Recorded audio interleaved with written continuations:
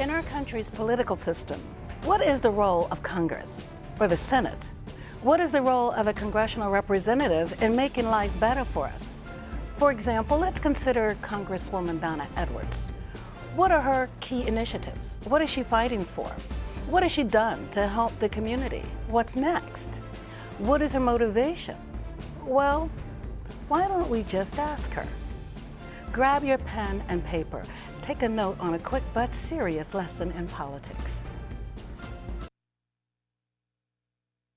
I dare you. I dare you to change the world. Yeah, you. Getting that college education. I dare you to be somebody important. Like be a teacher or a reality TV star. I dare you to stand up here. To call the shots. To be a role model. An inspiration. An innovator. To be a teacher. Think you can change my life? Make me excited about science like you. Have a career that really means something? Then do it. I dare you.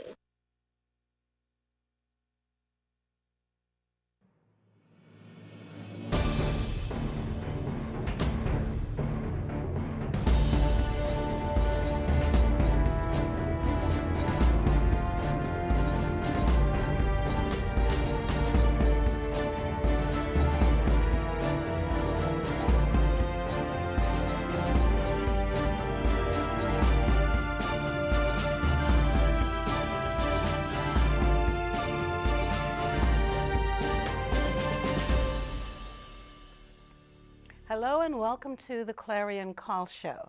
I'm Janice Liggins, your host. Today we look at the role of our congressional representative and how they can make life better for us. We are honored to have with us Congresswoman Donna Edwards, representative for Maryland's 4th Congressional District. Congresswoman Edwards, thank you so much for joining us on the show. Well, thank you, and apologize to our viewers for the laryngitis, but we'll brave through it. I appreciate you coming in spite of the laryngitis, I really do. You are my Congresswoman. I live in District 4, so these are some questions that I've been having and discussing with other folks. So I want to just, why not ask my congressperson? So I really appreciate you coming to share with us. So let's start off a little bit to let folk know who you are personally, just where you're from and how you got started in politics. Well, you know, I was actually born in Yanceyville, North Carolina, a small town in North Carolina, but my dad was in the United States Air Force, and so his last duty station after almost 30 years of service was Andrews Air Force Base, and that's actually what brought us to Maryland, and I've been a Marylander ever since. Ever since? And about how old were you at that time? I was a senior in high school. Okay. In fact, I split my year between a high school in New Mexico and in Maryland. Okay. Graduated from Charles County in Thomas Stone High School in Charles County, and then went off to Wake Forest University down in North Carolina, Nice. where I did my undergraduate studies, and then, of course, came back to the Washington metropolitan area. How did you get involved in politics, and why did you get involved in politics? Well, you know, even since I was a child, my parents always encouraged us to be engaged civically. And in fact, I worked on my very first campaign when I was about 15 years old for a guy who was running for governor out in New Mexico, where my dad was stationed at Kirtland Air Force Base. And I had so much fun, and I really enjoyed it. I served for a little bit of time as a student representative on the school board out in Albuquerque. And I've always enjoyed politics. I've always volunteered on campaigns, but I'm quite the accidental member of Congress. I mean, I came by way of a special election, had never run for elective office before, and then ran and won in 2008. And you've been serving ever since then? And I have been serving ever since, and serving very proudly. I am so proud to represent the people of the 4th Congressional District and what was Prince George's in Montgomery County when I first was elected, and now, of course, is Prince George's in Anne Arundel County. Anne Arundel. So let's have a quick lesson, civics lesson. What is the role of the Congress, and then what is the role of the Senate? Well, so, you know, such a great question, because I think people do get confused and they call it all Congress. Right. But of course, I serve in the House of Representatives, which is one of our chambers, and we're the People's House. 435 of us representing congressional districts all across the country that are each about 735,000 constituents. And so I love that, because it means being out and engaged in community, but also working on important legislation. The House often will pass a bill The Senate considers the same legislation, and if we're lucky, it goes on to the president to be signed into law. And of course, the Senate, 100 senators, only 2 from every state. Wow. And so they have a lot of power and influence, but the chambers are equal. The House is equal to the Senate. There are just more of us in the House. Wonderful, wonderful. And you've been a Congresswoman since 2008 and was the first African-American woman to represent Maryland. Is that right? It is, and it really surprised me when I was elected, because I thought surely in a state that was the home of Harriet Tubman and Thurgood Marshall and Frederick Douglass and Sojourner Truth kind of passed through our state occasionally, I thought for sure that there had been another black woman representing Maryland in Congress, but I'm it. And I've been so proud, and it's been so meaningful to me going around to schools and talking with young people, because I think they feel the pride in that too. So when you are talking with people, the citizens in general, they have a role as well. The citizens have a role in politics. And so how can they best advocate for themselves? What kind of things or issues should they bring to you? Well, you know, the citizens don't just have a role in voting. That's really important, but that's not the only thing. It's really making your voice heard on issues that you care about, that you're passionate about, to your member of Congress. And so very often people come to visit me, and veterans come to visit to talk about veteran services, and seniors come to visit me to talk about protecting Social Security and Medicare, and workers come to visit me to talk about expanding the ability of trade unions to organize and bargain collectively for their rights. Environmental groups come and talk to me about saving and protecting the Chesapeake Bay and working on climate change. And you know what? Young people come and talk to me about education. Nice. And what they want to see in education. And so it can run the gamut. And I often liken, you know, a congressional day, you never know what hand you're going to be drawn or dealt. And people come and talk to you about all kinds of issues, and they advocate for their position. They advocate for changes in law and policy. And it's our job to listen and then to do. Wonderful. Speaking of doing, you've been involved a lot in the Veterans History Project. And I know that that is where the Library of Congress is working with the Veteran History Project to actually, they're recording the experience of war veterans. Is this literally a video recording, or how is that? And to preserve their story. Well, it's a real passion for me, because I said my dad served 30 years, my brother did too. They're both deceased. And I think my dad would have had some really interesting stories to share about his service. And so it's really important to me to go out and get the stories of veterans, men and women, and particularly black women and black men and people of color, because it turned out that although the Library of Congress was doing these veteran history projects all around the country, many of the stories of our people of color who have served the United States and served in every conflict were not told. And so we made a particular point in the 4th Congressional District of having those stories shared, and we work with our school students and community colleges and colleges, their film crews, to interview and film the histories of veterans. And you know, the benefit, especially for young people, is that they get to hear from that World War II veteran or that Korea War veteran, and they may have never heard those stories of service and sacrifice before, and it is what makes us honor and appreciate the service of all of our veterans. Very good. And you've done a lot with even nonprofits and hosting a nonprofit forum or an annual reception, I think it is. Tell me a little bit about your support for the nonprofit community. Well, you know, before I was in Congress, I actually ran a private philanthropic organization for about 10 years. And before that, I ran nonprofit groups that I started. And some of them worked really well, and some of them not so well. And I learned a lot about that.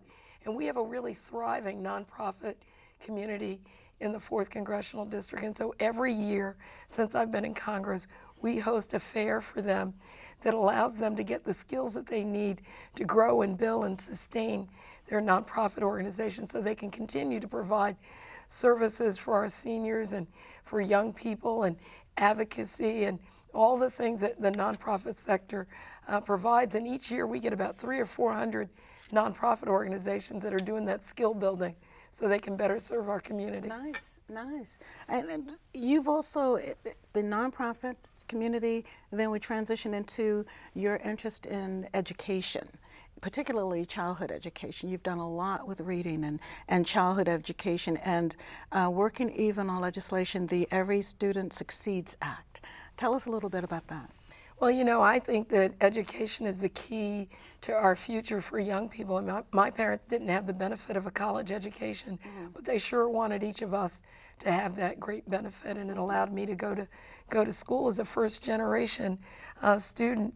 And so I visited at least one school every week since I've been in the Congress of the United States.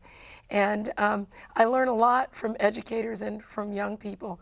I'm very focused on STEM education, science, technology, engineering, and math, because I think it's that kind of education that really is going to allow young people to seize the 21st century. Exactly. You know, in the Every Child Succeeds Act, we need to learn about mistakes that were made. We don't need to test our students unbelievably. We need to allow teachers to have the flexibility in their classroom to teach the students who are in that classroom and to help them thrive. And so I'm excited about the future of education, but I know that you don't go very far if you don't get your education. Exactly, and I'm extremely excited about this particular piece of legislation because it actually replaces the No Child Left Behind Act. I'm very glad to see that act go. So thank you for your support and efforts it's a bipartisan effort, I know, but I'm very happy to see something that's fresh and coming into for our education system. You also are working with Broadening Opportunities Through Education Act. There's an act. What is that about? Well, I mean, we like to also think about how it is that we do training and retraining, how we make sure that we have the skill set that allows us to compete in the 21st century. And so it's a way to actually connect what's needed in the workforce with the way that we model our education and making those connections and making sure that our young people stay in high school until they're 18 and then they go on and get another skill set. And so I'm excited about the variety of things that we need to do, not just our K-12 education, but even early ed, making sure that young people get the advantage of a child care situation that allows them to be in a nurturing environment so that they're then ready to go to kindergarten, making sure that we're investing in community college and in four-year institutions so that our young people can get the skills that they need to succeed in the 21st century. And when they are in that college environment, there's now legislation that has changed the newer interest rates, I should say, on student loans is lower, but students who have old loans, their interest rates are still pretty high. What can we do about that? What's being done? Well, I tell you, I mean, right now in the United States, we are carrying about $1.3 trillion in student loan debt. I think it is the next financial crisis that's going to beset this country if we don't do something about it. And you know, we've had the history around the world in a whole bunch of different areas where we go through a process of forgiveness because we have seniors now who are receiving Social Security. They shouldn't have their Social Security benefits taken away from them because they have old student loan debt. And so I think that this is the next great call for the next president and for the next Congress of the United States to try to do something to erase that student loan debt. When I came out of law school from the University of New Hampshire, I'm glad I went to law school. I'm glad I went to undergraduate school, but I was carrying almost $100,000 in student loan debt. And what that does is it constrains the student's ability to invest in their future education, to buy a home, to participate in the marketplace, to move out of their parents' basements, all of those things. And so we've got to do something about that student loan debt and, you know, get the private sector out of the business of student loans. You can refinance a house, you can refinance just about everything else, but you can't really refinance that student loan. To be able to bring that interest down would be advantageous to every student, like you say, so they don't carry it. Yes. So the America's College Promise Act is another one. Is that, what is that about? Just briefly. So, yes, in America College Promise, it's saying every child deserves the right to go to college if he or she wants to. Let's figure out how to make that happen. How to make it work. How to make it work. Wonderful. So, how has Congresswoman Edwards' accomplishments benefited the community? That's coming up. Stay with us.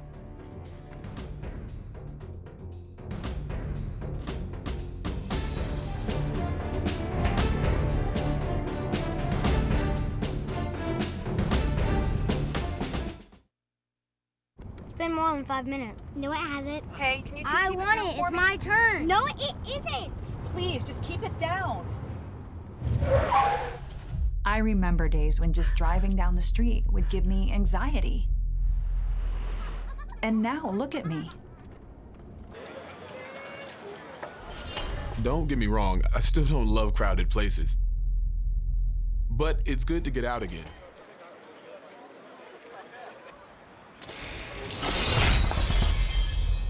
Noises like that used to make me hit the deck. But now, I can keep going. Transitioning from the military can be tough. We all have unique experiences, but many veterans are facing similar challenges. Life goes on, but some things are different now. Visit MakeTheConnection.net to watch our stories and learn ways to create the story you want to live. No one can write it for you. Make sure it's a good one. Make the Connection.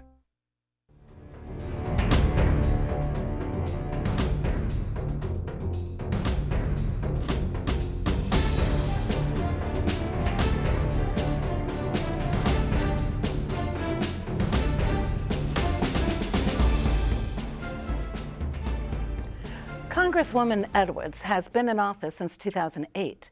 Today we'll delve into her past accomplishments and discuss current undertakings. So Congresswoman, thank you again for being with us.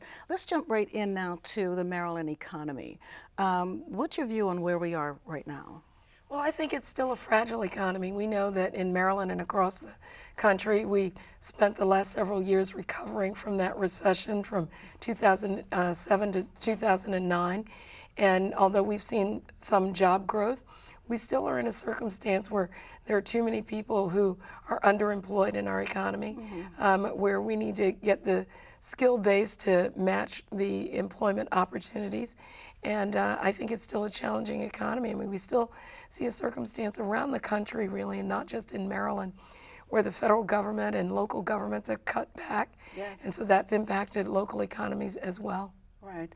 And one of the things I know that is being discussed for Maryland, particularly Prince George's County, is, and speaking of the government, is having the FBI come here. I know that we're talking to them.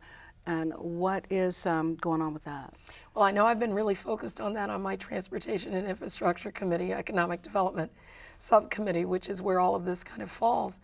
And I think that we're very close. I think we have two amazing locations to compete for the FBI headquarters in Prince George's County in Maryland. I think all of our political leadership, from the governor to our entire delegation to multiple of our county executives around the state, are committed to that. And I believe that we can win this competition, and I look forward to welcoming the FBI and its 11,000 employees here to Maryland. Wonderful. On that same committee, Transportation and Infrastructure, leading that particular committee, you've also introduced some stormwater infrastructure amendments or bills. Tell us about that just briefly. Well, I just, we passed a Transportation and Infrastructure authorization recently, which is great because it's jobs. And I introduced the idea of green infrastructure back in the stimulus package back in 2009, and we have finally gotten it into legislation in our Surface Transportation Act. And so I'm really excited, and we're going to see lots of grants all across the country going into green infrastructure. And you also, the Safety, Efficiency, Accountability, and Transportation Projects. That one says that federal evaluators or should be the ones who actually look into projects as opposed to commercial.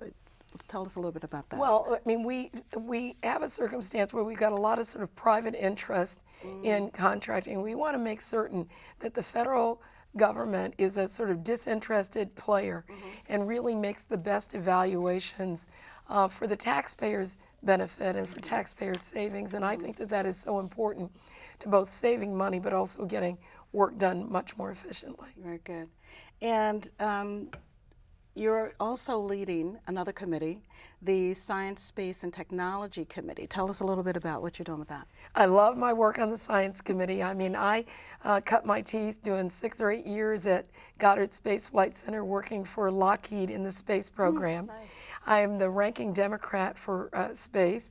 Our Maryland, tens of thousands of jobs actually rely on space. We have 17 of the top 25 aerospace companies in Maryland that are in the country.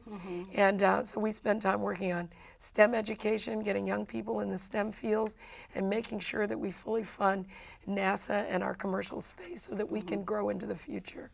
And speaking of STEM education for girls, you're also looking at equal pay for women.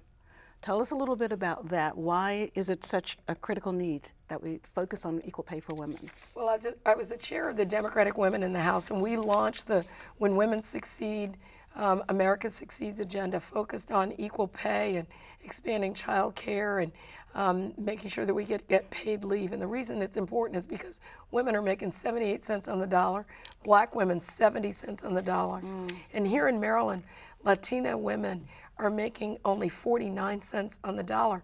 And that means that effectively deprives our families, our children, our women of a third to a half of their income. And if we did that, if we had equal pay, we would actually springboard the economy because women are paid on par, same work, same experience, same as a man, same as a woman, Wonderful. Equal pay. Equal pay. Well, I'm particularly focused, obviously, because I think that's a requirement. It's not a nice thing anymore. It's not a nice to do, it's a need to do. When we look at transition into another field or segment, as it relates to how we're surviving, a lot of people are resorting, because of lack of resources, to illegal activity to support their needs. Gun violence is on the climb. What are you doing about gun violence, and what do we need to do about reducing the crime and the violence in our community? Well, there's a logjam in the Congress, and the reason is because the National Rifle Association, working on behalf of the gun industry, is standing in the way of sensible gun regulation that would remove guns from the hands of criminals, that would stop the trafficking of illegal weapons, that would allow us to do research on gun violence to try to prevent it. And the NRA stands in the way of that. And so even the research, they stand in the way of even the research? Even the research. For about, I think, the last 20 years, research on gun violence has been prohibited by law. Oh. The Centers for Disease Control cannot even do research on the causes and prevention of gun violence, which is ridiculous. I introduced legislation very recently on behalf of Democrats in the Congress to allow us to research gun violence. Here in Maryland, we've seen, whether it's from domestic violence or other kinds of crimes, where people who shouldn't have guns get guns, and then people get killed. Even allow us, on an iPhone, you can touch with your thumbprint or your fingerprint to open your phone. If we had that same technology for guns, which we know is available, children wouldn't be killed by other children. What about, you went for education for those who are already in prison? Okay, you're working on a couple of things, I know, that for them, one is the REAL Act. Tell us about that. Well, I've spent during my time in Congress since 2008 visiting prisons and jails, talking with people who are incarcerated, talking with people on the street about what could make the difference. And it was my conclusion that education makes the difference. 30 years ago, the ability for those who are incarcerated to get Pell Grants to further their education was taken away. I've introduced legislation in the REAL Act to restore Pell Grant eligibility for those who are incarcerated. Out at Jessup Prison, Goucher College runs a program there, and I'm telling you, it makes a huge difference. It can break the cycle of violence and reduce recidivism by about 43% if we allow for education both behind the fence line and outside the fence line. Education is the key no matter which Absolutely. way. And another thing that's adding to that violence, I'm sure, is the epidemic of heroin in our community. It's more and more people, young kids, are dying from heroin. What is behind that? What is, you did something, the SOS Act, the Stop Overdose Stat Act. Tell us about that. Well, a family came to me and told me about their daughter who had died of a heroin overdose and said, can you do something about this? And so I introduced legislation that would allow first responders to carry a product called naloxone, which is an antidote to an overdose, that if they had it or a first responder had it, then it could save lives.